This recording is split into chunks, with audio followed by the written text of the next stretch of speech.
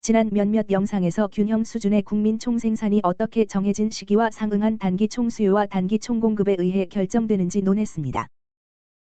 우리는 경기 후퇴갭으로 알려진 음이산출갭과 인플레이션갭으로 알려진 양이산출갭 상황이 불거진 나라를 탐구했습니다. 여러분은 것이 경제학에서의 단기가 고정임금 기간이라는 것도 기억하실 겁니다. 고정임금 기간이란 노동계약과 정보 개입 때문에 여기서 정보 개입이란 실업수당과 최저임금법과 같은 걸 말합니다. 기업들이 자사가 지급하는 노동자의 임금을 낮출 수가 없는 기간입니다. 아울러 고정임금 기간에는 임금 인상 없이도 노동자를 추가로 채용할 수 있습니다. 단기적으로 임금의 비신축적인 특성 때문에 경제에서 물가 수준과 총수요 수준 변화에 따라 총생산 감소를 초래할 겁니다. 여기 좌측 그래프에서 보다시피 총수요가 감소할 때 총수요 감소, 즉 음의 수요 충격은 단기적으로 균형 수준의 총생산을 완전 고용 산출량 YFE에서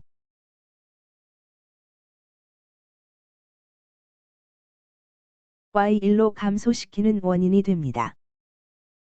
아울러 완전 고용 상태의 균형 물가 수준 PLP를 PL1로 하락시키는 원인이 됩니다. 이런 총생산 감소와 물가 수준의 하락은 단기적인 경직적 임금 내지 비신축적 임금의 결과입니다. 만약 기업이 생산하는 자사의 재화 가격이 하락함에 따라 자사 노동자에게 지급하는 임금률을 조정할 수 있다면, 그렇다면 물가 하락기에 임금이 낮아질 것이고 동일한 산출량을 계속해서 생산할 겁니다.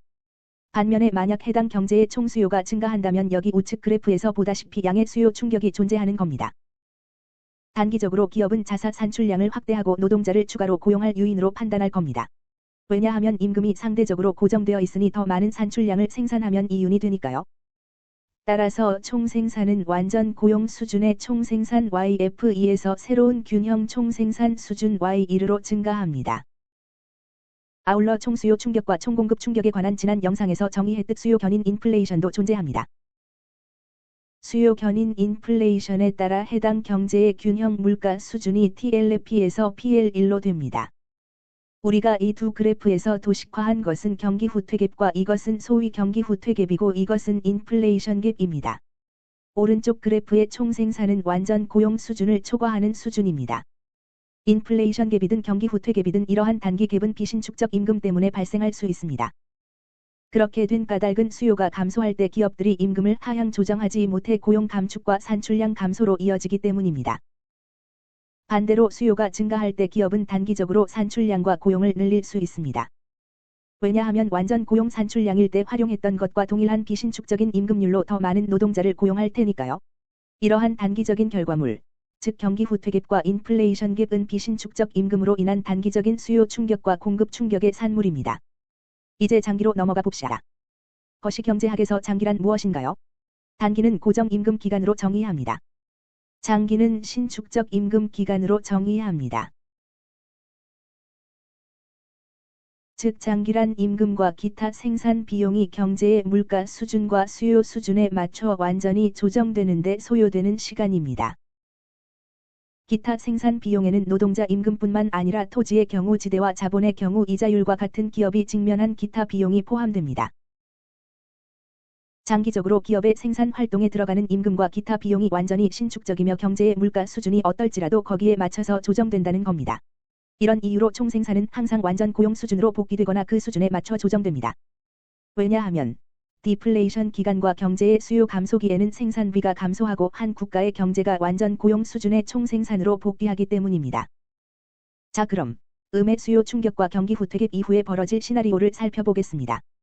단기적으로 총수요가 감소하는 까닭은 말하자면 경제 내부의 소비 감소나 투자 감소가 원인입니다. 소비와 투자는 총수요에 관한 첫 영상에서 소개했던 총지출에 포함되는 것들입니다. 총수요 감소 직후 기업은 자사 노동자에게 지급하고 있는 임금을 낮출 수가 없습니다. 경제는 경기 후퇴를 경험합니다. 균형 국민 총생산은 Y1으로 감소합니다. 그 결과 실업이 증가합니다. 실업률이 증가한다고 말할 수 있습니다. 단기적으로 실직 노동자는 정부의 실업수당을 받기 시작합니다. 그들은 새로운 일자리를 구하기 시작합니다. 여기서 일자리란 앞서 실직되기 전에 받았던 것과 똑같은 임금을 기대할 만한 일자리를 말합니다. 그러나 6개월 이후에는 어떤 일이 벌어질까요? 1년 후는요? 18개월 이후는요? 정부의 실업수당이 결국에 고갈됩니다. 이전에 받았던 것과 똑같이 받겠다는 노동자의 기대치는 소멸하기 시작합니다. 노동자는 결국에 기꺼이 저임금을 수용할 겁니다. 노동자가 저임금을 수용하면서 기업은 자사의 산출량 증대를 위해 노동자를 추가로 채용할 요인을 재발견하게 됩니다. 그래서 우리는 임금률이 하락함에 따라 단기 총공급은 SRAS 1로 증가하리라 기대합니다. 기업을 되살려 보면 경제의 총공급 수준을 결정하는 대표적인 결정 요인은 임금과 여타 요소 비용입니다. 따라서 임금률이 하락하면 총공급은 증가합니다. 기업은 다시 추가로 노동자를 채용하길 바랍니다. 자사 재화에 대한 수요가 낮고 자사 생산물을 판매할 수 있는 가격도 하락했음에도 말입니다. 저임금은 산출물을 증산할 요인을 강화해 줍니다. 총생산은 회복하기 시작하고 완전 고용 수준으로 돌아갑니다. 그래서 새로운 완전 고용 물가 수준이 생겼습니다. 이를 일컬어 PLP1이라 합시다. 이제 우리는 애초에 완전 고용 수준의 국민 총생산으로 복귀했습니다. 이런 식으로 경제는 수요 부족에 따른 경기 후퇴를 자기 교정합니다. 단기 총수요 감소 이후에 기업은 고정임금 탓에 노동자를 해고해야 합니다. 그러나 장기적으로 임금은 완전히 신축적입니다. 왜냐하면 장기는 신축적인 임금 기간으로 정의되기 때문입니다. 임금이 장기적으로 신축적인 이유는 여기에 요약해 봅시다. 실업수당 감소와 노동자 기대치 감소. 기본적으로 나쁜 소리로 들리지만 노동자는 어떤 식으로든 낮은 임금을 수용할 의사가 더욱더 짙어집니다. 실직 노동자는 다소 필사적으로 되고 임금이 낮더라도 다시 근무지로 복귀할 용의가 있습니다. 노동자들이 그렇게 하면서 경제는 이론적으로 신축적 임금으로 인해 디플레이션이 지속되며 투입비 하락이 지속되며 경기 후퇴 수준의 총생산 Y1에서 완전 고용 수준의 총생산 YF2로 회복합니다. 자, 그러면 인플레이션 갭 이후 장기적인 경기 상황을 도식화해 봅시다. 이 그래프에서는 총수요가 증가한 이후에 인플레이션 갭이 존재합니다. 순수출이나 정부의 지출이 증가했다고 칩시다. 그렇게 되면 총수요 곡선이 외향 이동하게 되고 단기적으로 균형 수준의 총생산 증가와 물가 수준의 상승을 유발합니다. 왜냐하면 경제가 수요 견인 인플레이션을 경험하는 중이니까요. 기업을 되살려 보시면 단기적으로 임금은 상대적으로 고정되어 있습니다. 다른 투입비도 역시 고정되어 있습니다. 기업은 자사의 산출물을 증대할 경제적 동기가 충만합니다. 왜냐하면 자사 산출물에 대한 수요와 물가 수준이 상승했으니 산출량만 증대되면 자사의 이윤이 증가하기 때문입니다. 그러나 장기적으로 어떤 일이 벌어질까요? 장기적으로 임금이 인상되고 여타 비용도 증가합니다. 그렇게 되는 이유는 인플레이션 기간 노동시장이 경직되기 때문입니다. 경제의 총생산은 완전 고용 수준을 초과했습니다. 모든 자원 가격도 인상되기 시작합니다. 왜냐하면 기업이 확대된 산출량 수준을 생산하는 데 필요한 노동자, 토지, 자본 등의 생산 요소에 대한 수요가 증가하기 때문입니다. 따라서 임금이 인상되었듯이 장기적으로 여타 비용이 상승하면 총공급은 경제가 다시 완전 고용 수준으로 복귀할 때까지 SRAS 1로 내향 이동하게 됩니다. 여기가 장기적으로 내향 이동한 단기 총공급입니다. 장기적으로 임금이 상승하고, 즉 임금률이 인상되기 때문에 총공급은 감소하면서 이 경제는 완전 고용 수준의 총생산으로 복귀합니다.